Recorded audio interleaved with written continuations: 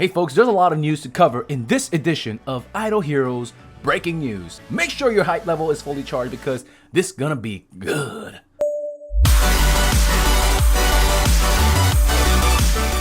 It's your boy Zeals, your host for today's news. Do note that I have a flu right now. I'm trying not to sneeze. I'm trying my best to sound excited because I actually am. I just don't look like it. Anyways, let's get right at it.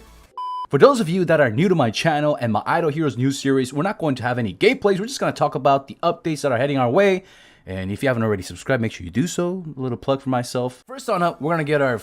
Wait a minute. Is this the freaking third skin for Valkyrie? Wow, she is so loved by the developers. And when we asked the developers if Valkyrie is getting a rework anytime soon, they said, no, not really. She's not in the priority list right now. And so we are getting her skin instead, and 54% of the votes went into this skin. I guess it's called the Combat Symphony. I guess it's not a spacesuit. Okay, Combat Symphony, I'll take it. I just looked at the skin in detail for the first time, and I just realized there's a hovering, what is that, see-through skirt? Anyways, there's a lot of skin going on in the skin. It's definitely in the waifu territory, and it's gonna have HP and damage reduced. Both are great stats. But is it too late, folks? What do you guys think? Leave a comment down below. And next on up, we have this pay to get late auto package. I'm guessing it's gonna cost around like what, $49.99 US dollars. So depending on when you're watching this, it's going to hit you or it's already in the game. Anyways, we're not gonna talk too much about that crap. We have the Wishing Fountain event. We already talked about that in the last news video, and the reward is going to be, the final reward is going to be Karma, the reworked Karma, reskinned Karma, and we'll talk about it more in detail, of course, in the Friday's rework and events overview.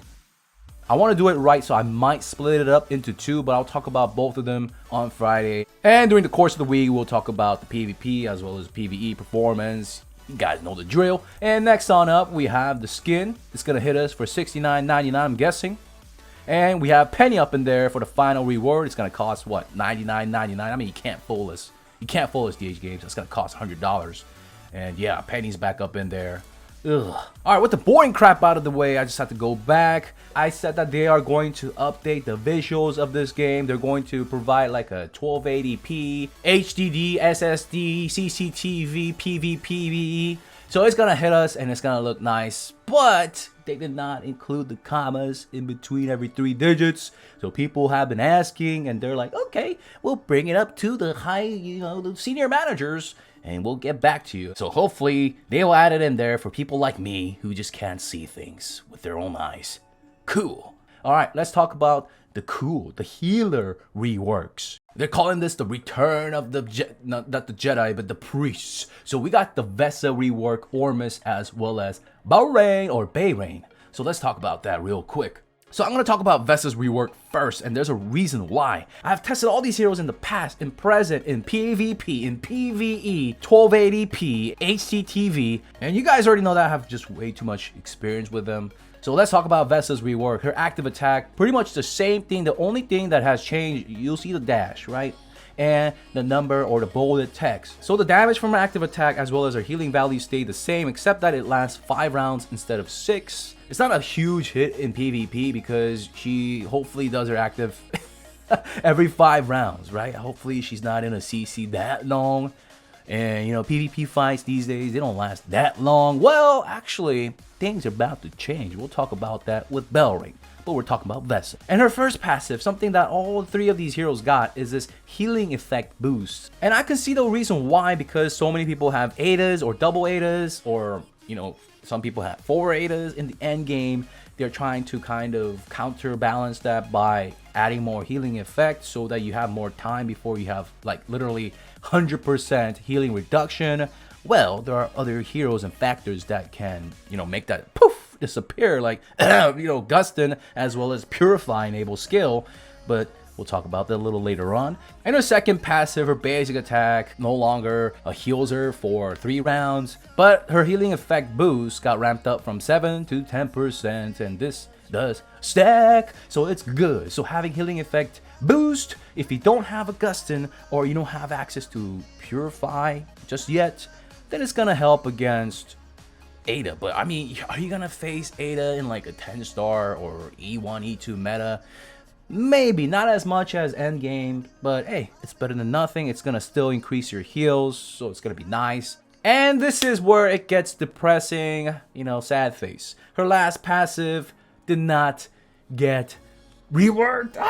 It sounds so good on paper. When she dips below 50%, she dispels all the CC effects off her, kind of like Horus's last passive. When he blocks 3 times, then he's going to remove all the CC effects.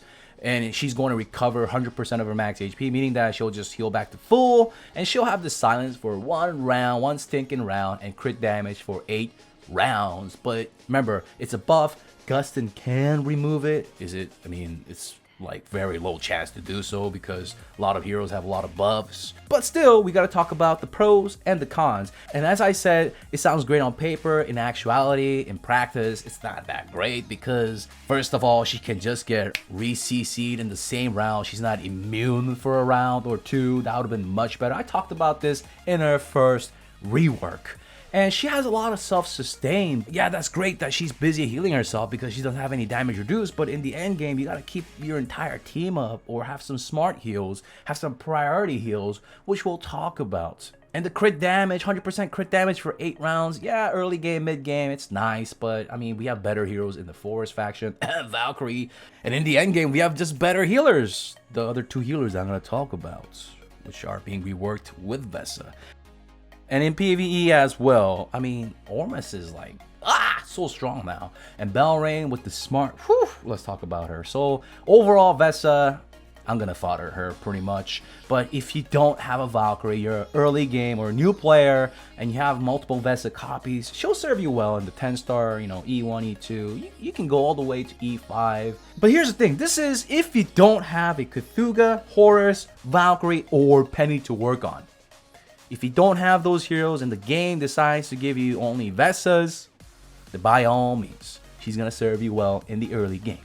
Now, let's move on to our boy Ormus. He was already strong in the end game PvP with Horus as well as Gustin and Amun-Ra. Remember, Amun-Ra gives you that nice comfy shield against active attacks, against Penny's threat, against Dark Arthandel's threat, Asmodel, Aspen. If you have double Amun-Ra, then of course you're gonna have better protection.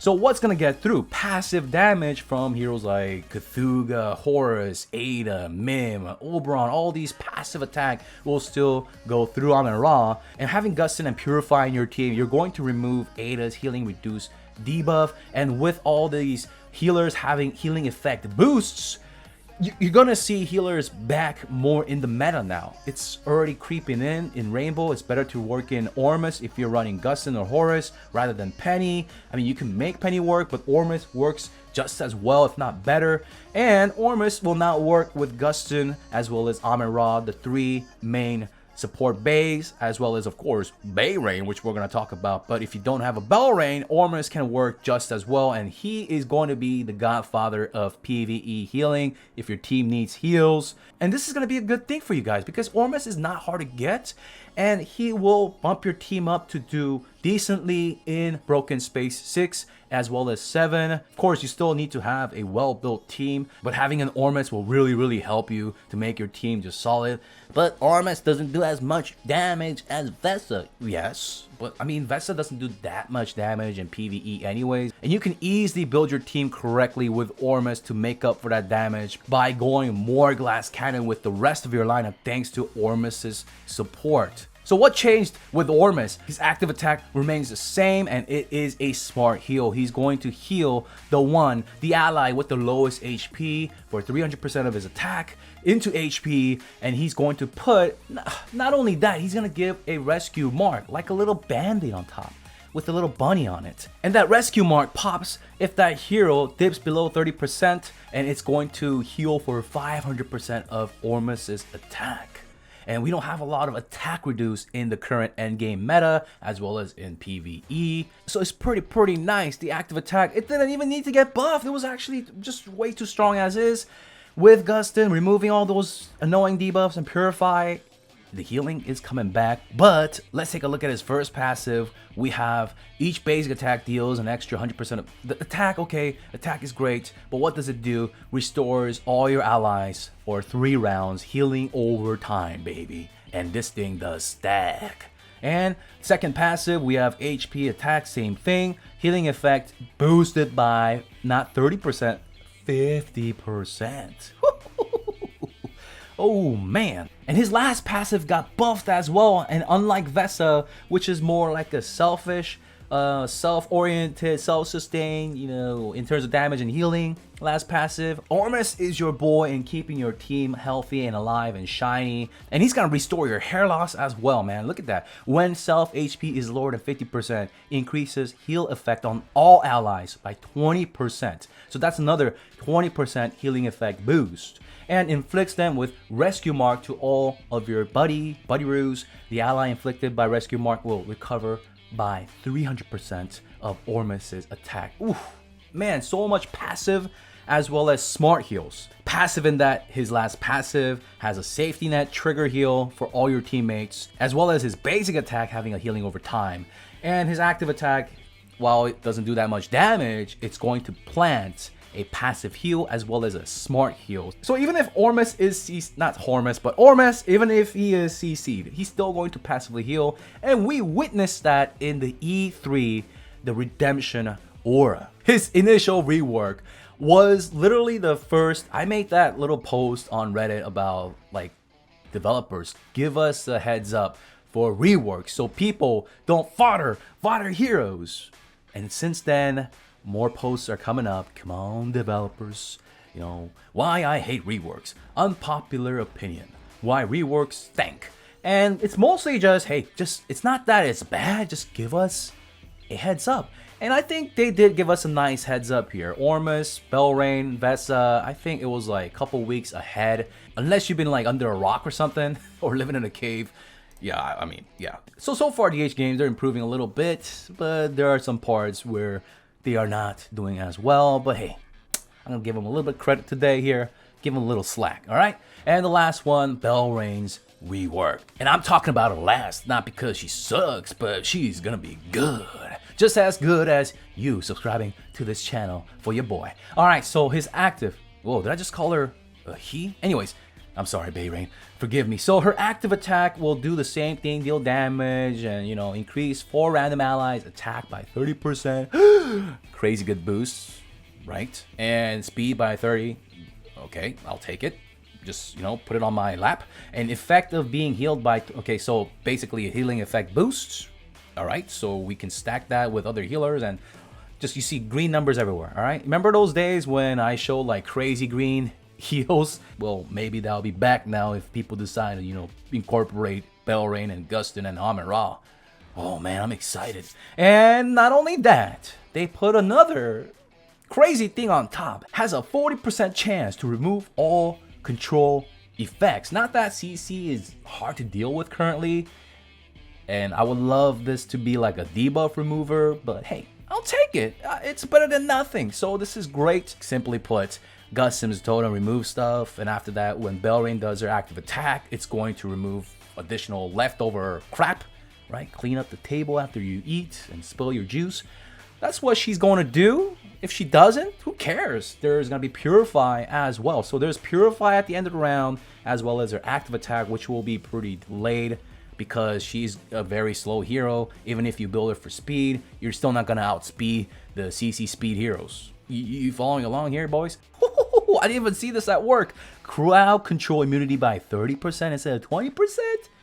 Oh, nice. And healing effect, oh, that sounded creepy, I'm sorry. Healing effect boost of 40%. Remember, so if she buffs her, not butts herself, but I just can't talk, guys. I have this flu, I have sinus. So if she buffs herself, she has 60% healing effect boost. And her second passive, basic attack restores, blah, blah, blah, blah, blah. But here we go. Remember I was like talking about how I just hate that little random heal? Guess what? She's gonna have a smart heal. Lowest HP units are prioritized, lasting for 2 rounds instead of 3. Okay, and it does stack, guys. So when she does a basic attack and her basic attack, it's gonna stack. It's nice, but it lasts 2 rounds. But hey, would you rather have that dumb heal or the smart heal? Let's see how smart it is. Because Gustin, if you have double Gustin, it's really smart, guys. Like, they don't, the 2 totems, they don't heal the dude with the lowest amount of HP. Like, it's already like coded in the game, the math. So the first totem heals the lowest ally, and if the lowest ally is no longer the lowest ally, the second totem will heal the second lowest ally. So it's pretty smart if you have 2 Gustons. Well, excuse me, I guess only one person has double E5 Gustons. Anyways, I have showcased that in my previous videos, so make sure you check that out. And Light of Souls, we're not even done yet, folks. When she dies, she restores 400% of attack. It's just bursty heals to just kick your team up into overdrive, but for 4 rounds, and that's gonna be good in today's meta, in the end game meta. 4 rounds, that's good enough. That's Gucci. So Belrain is gonna be really good for not only PvE as well as PvP. Belrain kind of needed an additional support, especially if your team is not that tanky in PvE against bosses. But with this smart heal now and more healing effect boost, oh man, it's gonna be good. This is looking good. And you guys already know how I feel about Belrain. I love that girl. One more time, I want to stress that Belrain as well as Ormus is right now incorporated in the endgame meta. Now, with the rework and with Ada losing a lot of power through Gustin and Purify, we're going to see healing more rampant. With Amun-Ra still being a huge part of the endgame PvP, active attacks will still suffer, like I said, and the infiltrating passive damage will be handled by these healers. I'm excited to see some longer fights. I would love that. I love it when it goes a little bit longer and it can just tilt one way or the other, and the longer Horus is kept alive, as well as Cthulhu, ladies and gents. The longer they are kept alive, the more buffs they accumulate. So it's gonna be exciting. So if you have a Horus, Cthulhu, Belrain, Amun-Ra, as well as Gustin, fill in the rest. Well, we got 1 slot left. Man.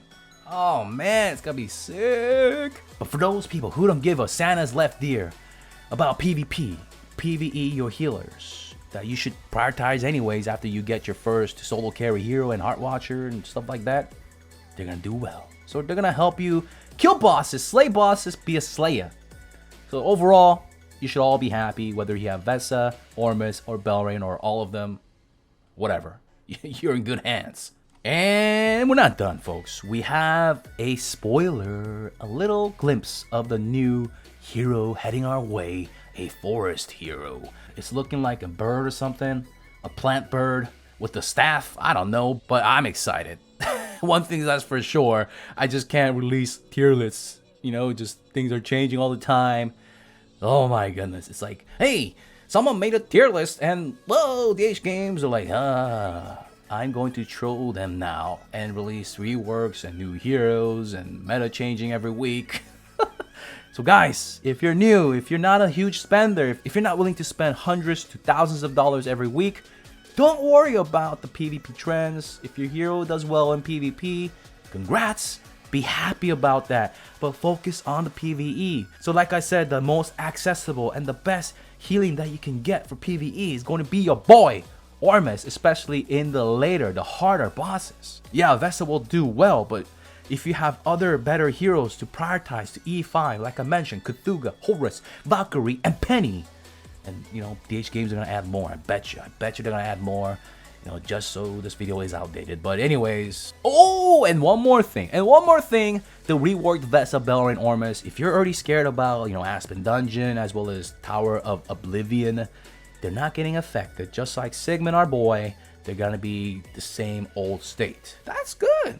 I'm gonna give him a little baby clap for that, because I got the flu and, you know, I just don't want to break my hands. But yeah, anyways, folks, that's gonna wrap it up. And make sure you subscribe if you're new to the channel. Smash that thumbs up button or gently press it, however way you like to do it, as well as leave a comment down below what team you in now. And I'll see you guys in tomorrow's video. Of course, your boy Zeals out.